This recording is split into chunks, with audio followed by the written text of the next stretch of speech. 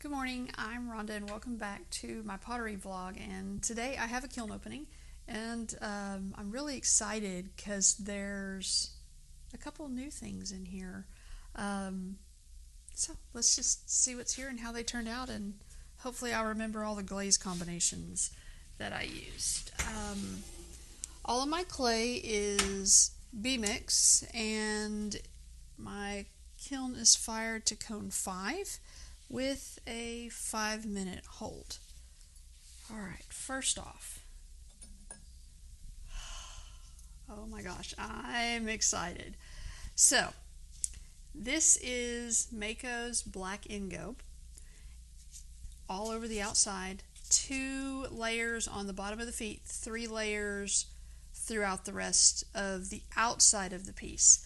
The inside and the lettering is Amaco's Dark Adventuring. 3 coats. Look at the text on that. I have a Cricut and I used stencil vinyl and I absolutely love it. I could have bolded the letters just a little bit. This is the first one. It was a test. But I really like it. I really like it. I think I have like 4 of these that and I'm going to change the color of the glaze with each one of the witches' cauldrons. This, oh no, it ran. My mom is visiting. This was one that she wanted. Look at the bees. The bees are so cute. The outside is Amaco's Adventuring again. The inside is Ancient Copper.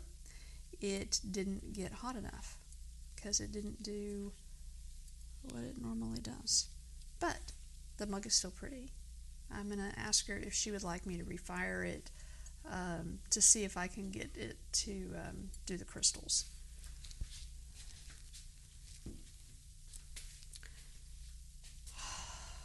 Fun times. All right. This is the base for a luminary. This is, all of the glazes are Amaco with 3 coats. This is deep olive speckle. This is iron. This is also the adventuring. And then the tombstones and the bone for the mailbox, these are all Amaco's underglazes. I like that. Wait till you see. And this was a request. So here is the first one. All of this is underglaze except for the leaves. And then I did snow on the inside, so it's got this glossy finish. The leaves are the deep olive speckle. But it fits inside the tombstones, and it has a flickering light. Oh my gosh, I'm so excited. Oh, the other thing is the shiny silver on the coffin door is palladium. Yay! Share if you're watching. This one's yours, because this is all of the things you requested are in this wonderful little fairy house.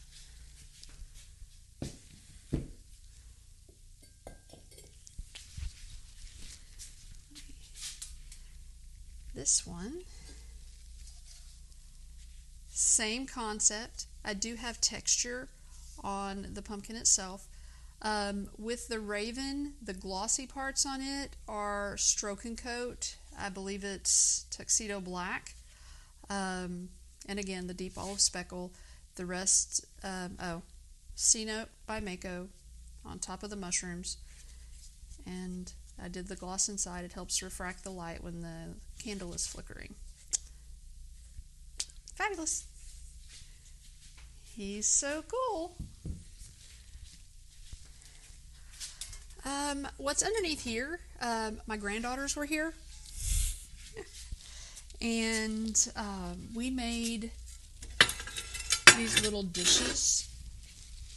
If you have young people in your life, I mean, they're 3 and 6 when they did these. I say when they did these because my older granddaughter is now 7. I just took cookie cutters and the small GR pottery forms and put it on some foam, and they pressed. And all of these are stroke and coats. They did all of these themselves. And the other thing I did was I put their first initial and the year that we did these, and that's because I have high hopes that they'll be doing these every year and that they'll get better and better each year. They chose their colors, but yeah, I am so very proud of their accomplishments. What's under shelf number 2? Oh,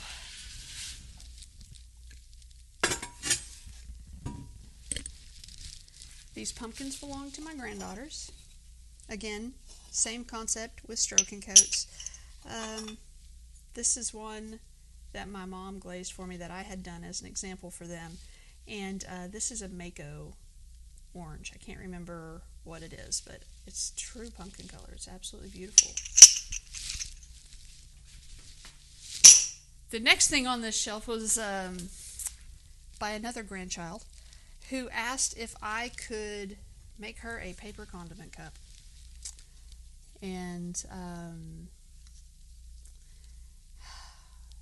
I got a little heavy-handed with the glaze on this one. The blue, the light blue, is Baby Blue Underglaze by Amaco.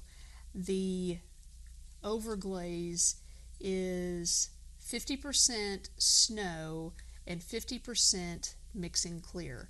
And what I wanted to do was get a white, but I wanted to be able to see the carving underneath. And as I said, this one's a little heavy-handed. She won't mind, but I'm kind of disappointed that it's that heavy.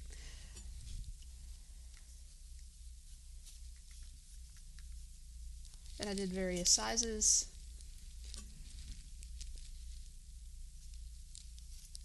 But I do like them, and I probably could have thinned it out or done 2 coats rather than 3 on the outside because I lost a lot of the carving that I did.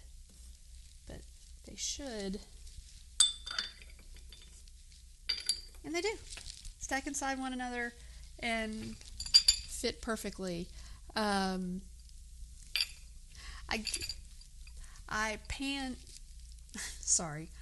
I gave myself some tasks to do this year, especially after my shoulder has finally thawed out and I'm able to throw again. And making these little ramekin cups to look like paper was one of the tasks or challenges that I gave myself. And then I took the same concept and I turned it into a mug. I love it. This is so cool. The baby blue underglaze it did exactly what I expected it to do, and again, just a little thick on the snow. I could have put probably 3 parts mixing clear to 1 part snow, and I will try that with the next ones that I do. But pinch pots by my granddaughters.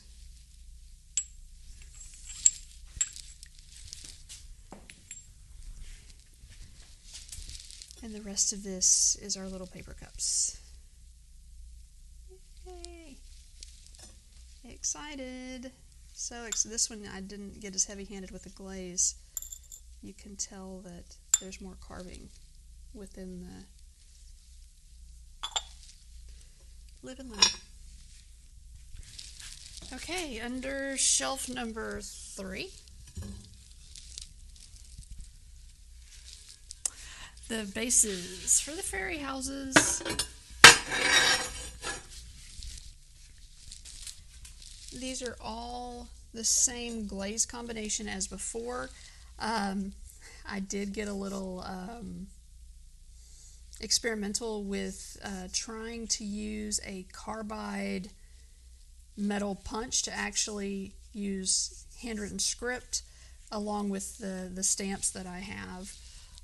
I need to practice a little bit more, but they turned out good. They're not bad. I am very, very pleased with these bases.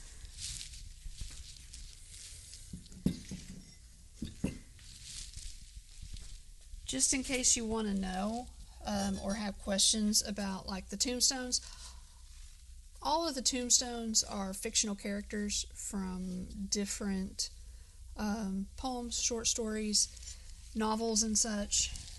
A favorite of mine, of course, is Poe, and that's who Lenore is. I knew I was going to put the raven on top of one of them, so she had to make an appearance. And then I have Prospero and Hyde and Dorian Gray. Just some of my favorites.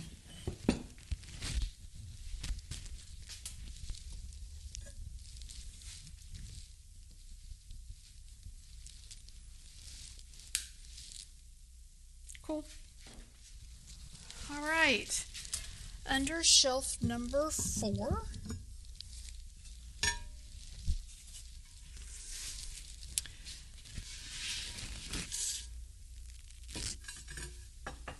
All right. These are primarily ancient copper, and the 2 blues are C note. These were supposed to be garlic graters, and the texture is lost. The glaze turned out beautifully, but yeah, no texture. That's not going to work. Same here.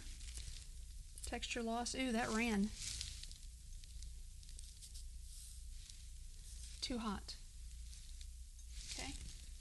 Let's see the ancient copper ones. Again, not enough texture.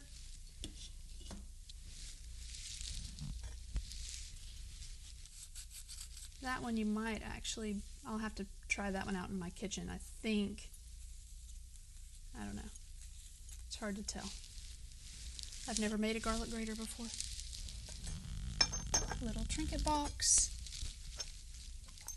These are the one-piece trinket box where you use either a chopstick or something small to indent the form and then come back and cut your lid. I like to use a wooden clothespin so I get just a little bit more space than a chopstick. Things are pinging on this shelf a little bit, which is kind of interesting. Just a bowl, a spoon rest, and just another little bowl. The copper didn't turn out exactly the way I'd hoped. It doesn't look bad. I'm just used to it being a little more crystalline because this is the original ancient copper by Amaco. It's not the new formulation. And it's interesting that it didn't get to temperature and do what it normally does. The last thing I want to show you is the next kiln opening is going to involve my galaxy stuff. This is one of my moons. It's got a lot of texture, takes a lot of time. I truly, truly love these. They're fun to make. In fact, I have a whole shelf of them and some mugs and a couple other things in the works. Thank you for joining me. Questions, comments, please ask. I'm more than happy to answer anything that I possibly can. Thank you for joining me today. It's been my pleasure.